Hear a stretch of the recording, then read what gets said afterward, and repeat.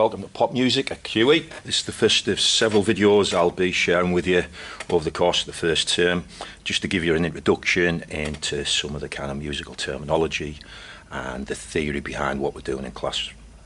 So, hopefully all of you have access to a piano of some sort, even if it's just a little kind of beginner's keyboard. You can get one on an iPad, a free download, I'm pretty sure. So I'd encourage all of you to have some access to a keyboard of some sort, regardless of what instrument you're going to favour on the course.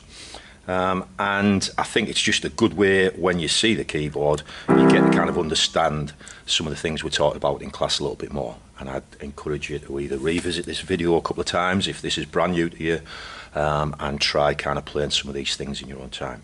And apologies, some of you I know all this stuff already perhaps, and you just need to brush up some of the kind of terminology, but for other people starting the course, it's all brand new, so I'll start at the very basics. So we've got a piano keyboard here. There's a C chord, our starting point. The C is always the note just behind the two black notes there, and then everything else is alphabetical. So C, D, E, F, G. G's as far as we go, and we start back at the beginning of the alphabet with an A, B, C. Okay. Now what I pretty much played for you there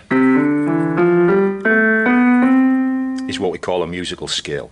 Yeah, that is also a C note. That's a C note, and that distance between them we call an octave, because basically there's 8 notes between them. Yeah.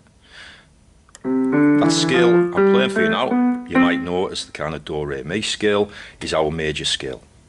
Okay. And a good thing to get used to early doors is just understand how a chord works. So a basic major chord, we'll use the first of the scale. In this case we're in the key of C. Everything I'll demonstrate will be in C initially. Okay. We sometimes call that the root note as well, particularly when it's played in the bottom end, because nearly always a bass guitar or piano will be playing a fairly low version of C. There's one even further down you can't see on the screen, and we call that our root note. The next note we use, we always have a little interval there where we go to the third note of the scale, 1, 2, 3, and that gives us our third, and then we usually add the fifth as well, 1, 2, 3, 4, 5, and there's our chord, and we call that a triad because it's got 3 notes in, as opposed to maybe an extended chord where we might have 4 notes or 5 notes in it. So there's our starting point. Musical scale, octave, root note, triad, 1, 3, 5. If you ever just need to remember how a chord works, a triad works in your head, think of the opening notes of the American National Anthem, which is basically the 5 of the chord, 3, 1, back up, 3, 5, and then 1. Remember that is also a C note. We could possibly call that an 8th note, just so we know that it's the higher version of the 1. But generally speaking, I'll use that in lessons initially. I'll talk about the 8th, just so you get the idea that it's a full octave above. So, in most pop music, particularly songs that are written in a major key, we'll only use those notes in terms of the melody, in terms of the chord construction. Okay? When we do that, that's called diatonic. If we're only using notes from the scale that we're kind of rooted in, i.e. in the key of C in this case, we're only using the white notes. Okay, that's diatonic. If we borrow some notes from the black notes on the piano, got all those notes as well, that's called chromatic. That's the chromatic scale. Yeah, and the way to think about that is, in my mind, it's kind of the scale we'd use in a cartoon if a character was falling down the stairs. It's like we're using every step of the scale to get up there. Whereas when we're in a diatonic scale, it's like sometimes, go upstairs and you miss a stair out and you jump up 2 stairs, and we get up the stairs faster. So, just to recap: root note, octave, major scale, using diatonic notes, chromatic scale,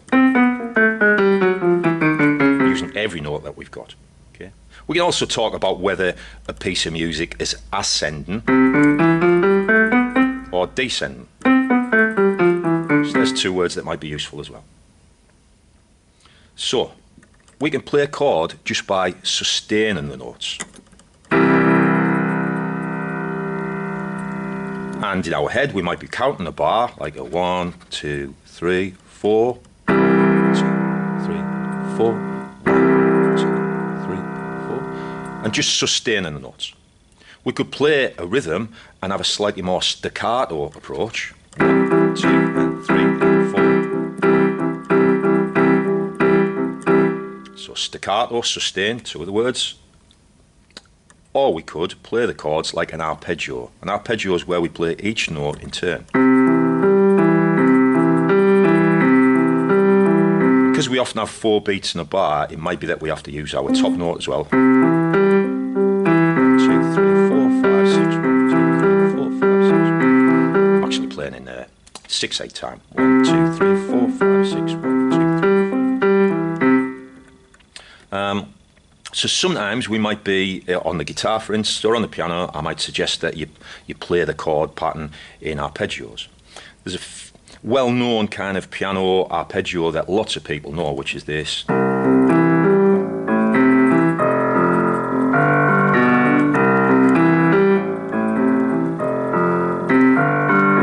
And if you're one of the few people in the world that can play that, why not learn that? I'm going to talk about those chords that I visited there a little bit now, just to take our kind of development on a bit more. So what we had there was our root chord. If we're talking about a chord rather than a single note, we might use the term tonic. The tonic is our home chord, the one we're likely to start on, the one we're likely to end on, the one we're likely to play more than anything else. There's two of the chords that you get quite a lot in popular music, and that is where we go from our tonic chord, and it usually sounds like an upward movement where we go to our subdominant chord. In this case, it's an F chord. Notice how we're still only using white notes. We're changing the harmony, but we're not having to use any of the kind of black notes basically. So it's still diatonic. Okay, so we can go from a C to an F. Feels like an upward movement. And then almost like a full stop, there's another chord we'll use quite a lot, which we call our dominant chord. In this case, it's a G chord. And that feels like once we hit our dominant chord, it feels like our ears are telling us that we've got to go back to our tonic. I'll play them again with a bass note.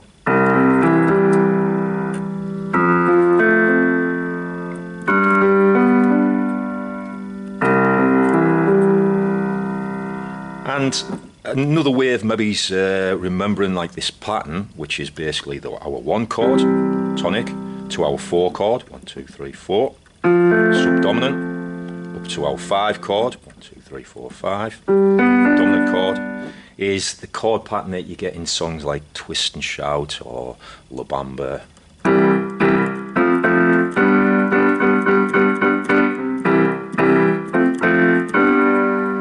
That's where we're going from our tonic, subdominant, to our dominant chord. There's another chord that we'll often use in the key of C, and that's a relative minor. Okay, we can make our C chord a minor chord, and all we do is our third is flattened. Notice how it sounds slightly darker, perhaps more sinister when we play a minor chord. But the minor chord we're more likely to use alongside our C chord is the A minor. Notice how it's got a very similar pattern. It's only 1, 2, 3 steps down. Okay, that's why sometimes it's called a minor third. And notice why it's related to the C. The C chord has those 2 notes in. A minor also has those 2 notes in. That's why it's related. Just like if we go from an F chord to a D minor, notice how those 2 notes are shared. It's like they're kind of closely related in the family. You know, think of them as being almost, I don't know, a bit like siblings with almost the same genetic makeup. Okay? And if we play a G chord, there's a related chord for a G, which is the E minor, which again has 2 related chords. So now, as well as our individual note scale, 1, 1 to 8, we've also got a chord scale, where we've got our C chord, D minor, E minor, F, up up to G. And then what looks like at the top an A minor, but often if we were playing C there, we'd probably move down to the A minor, because that's a closer step. Okay, so we now have a kind of family of chords. There's even this chord at the top, which is our 7th chord, and sometimes that's a version of it. Sometimes it's a G 7th chord. Let's think about the numbers that we sometimes use in relation to chords as well. A neutral major chord will be just called C major. In fact, you'll just write the C. If I write a C on the board, assume it's a C major. If I put a C with a little or what looks like a subtraction sign, it would be the C minor. If I wrote C 7th, all you'd do is play that chord, but also add the 7th note of the scale. 1, 2, 3, 4, 5, 6, 7. And that would give us our 7th chord. If I wrote C 6, 1, 2, 3, 4, 5, 6, it would be the 6th chord. Sometimes with our 7th chord though, just to add extra confusion, there's always kind of a little bit of confusion in music where there's 2 rules and both can apply. If we're wanting that white note there, we'd call it a major 7th. Major 7th has a nice kind of sort of soft, almost romantic kind of sound to it. Quite often in popular music though, what we'll need is actually the black 7th, which is the 7th note of the minor scale. We won't worry too much about that just yet. But what we're doing there is we want a little bit of dissonance. We want that diatonic note because it'll add just a kind of bit of bitterness to the chord. And certainly in blues music and soul and jazz, sometimes we want that. If I wanted to play that 7th rather than that one, I'll call that the blue 7th because it just adds a bluesy quality. Okay. Whereas that's the major 7th. A few of the words I want to kind of just go over in this first session. I don't want to give you too much, and like I said, maybe watch the video twice, just watch a minute of it, pause, have a play around on the piano, watch a second minute. I'm playing a C chord there, but I can play that chord 1, 3, 5 in different inversions. I.e., I could, instead of starting there, I could start with my thumb and put that C note at the top of the chord. And that gives us an inversion of C. It's still the same notes, just in a different order. And likewise, rather than finishing on that note with our first inversion there, I could start with that note with my thumb and then place our 3rd note of the scales at the top.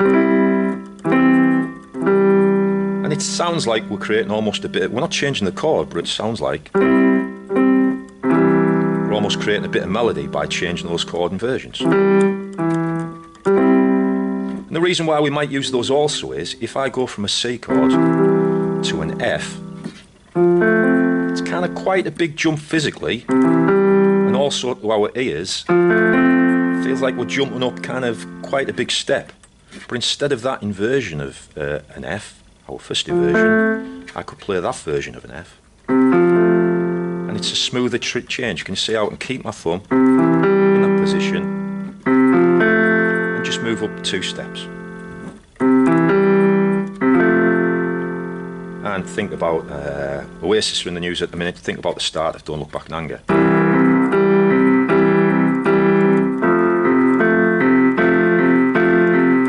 Notice how it's such a smooth transition. And equally, rather than moving from that C all the way up to this G, quite a lot of time we'll actually be playing a G 7th chord in the key of C, which would mean just by moving down 1 step with all of our fingers, we can play a G 7th and go back to C. And sometimes it's for ergonomic reasons. This ergonomics to do with making things kind of physically easier. We can go C, F, C, G, not have to move our hand too much. Remember, the bass note's likely to change with us anyway. Put a deeper F bass in, and then move down a step to the G. But sometimes inversions just help us kind of create easier kind of finger shapes or easier sounds on our ears. It's a bit like guitar players making the choice. Maybe say you're on a bar chord and you're playing a G on fret 3, you might go to the C chord that you can also play with a bar on fret 3 while you move to an A shape. Hopefully you know what I'm talking about. Rather than move our bar all the way up the fret to kind of fret 8 or something. Finally, two other chords I want to tell you about that add a little bit of dissonance. Dissonance or discord is where we deliberately place something that just sounds like it jars a little bit to create a nice bit of tension. Okay?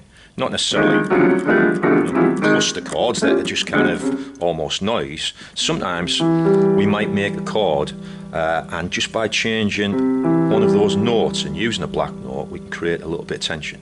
So one would be to move from add that note instead of the 5th, sharpen the 5th, and it gives us an augmented chord. Can you hear that little bit of tension there? You could even have a chord pattern that goes from our normal C to our augmented C. Bit of tension. You could even then keep that movement up and go to our C6th, all the way to the C7th. Create this little bit of kind of harmonic movement, moving up chromatically there.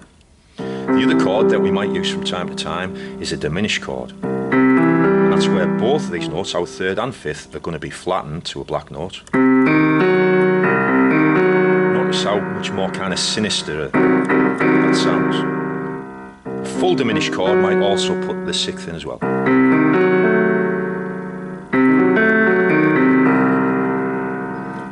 So, there's a list of terms that I'm going to share with you in a document which goes over some of these terms. And basically, like I said, watch the video. If you watch it once, you understand all these things, fantastic. If all of this is new for you, perhaps watch it twice. Second years, it'd be a good idea for you to watch it too, to go over some of the things that we've covered in first year. And I'll assume that within a kind of week or two, you're fairly comfortable with me using these terms in lessons and understand basically what's going on.